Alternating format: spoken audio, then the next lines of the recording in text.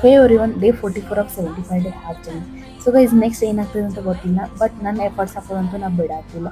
Because I want to prove myself what I am. And guys ನಾ ಎಷ್ಟು ಸ್ಟ್ರಿಕ್ಟಾಗಿ ಎಲ್ಲನೂ ಮಾಡತ್ತೇನೆ ಅಂತ ನನಗೆ ಗೊತ್ತಾ.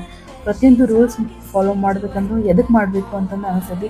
ಆ್ಯಂಡ್ ನನ್ನ ಮನಸ್ಸು ನನ್ನ ಬಾಡಿ ಅದಕ್ಕೆ ಬಿಟ್ಬಿಡಿ ಸಾಕು ಅಂತಂದು. ಆ್ಯಂಡ್ ಅದರ್ ಟೈಮ್ಗೆ ನನ್ನ ಹಾರ್ಟ್ ಇರ್ತೈತಲ್ಲ, ಬಿಡಬೇಡ, ಬಿಟ್ಟು ಏನು ಮಾಡತ್ತೀವಿ, ನೀನು ಮನೆ ಮಾಡ್ತೀವಿ ಅಂತಂದು ಹೇಳ್ತೈತಿ. ಸೊ ನಾನು ಯಾವಾಗೂ ನನ್ನ ಹಾರ್ಟ್ ಮಾತು ಕೇಳ್ತೀನೋ, ಅದ್ರ ಸಂಬಂಧ ನಾನು ಡೇ 44 ಮುಗಿಸೀನು. ಆ್ಯಂಡ್ ಗೈಸ್ ಇನ್ನೂ 31 ಡೇಸ್ ಬಾಕಿದ್ದು, ಅವನು ಮುಗಿಸ್ತೇನೆ.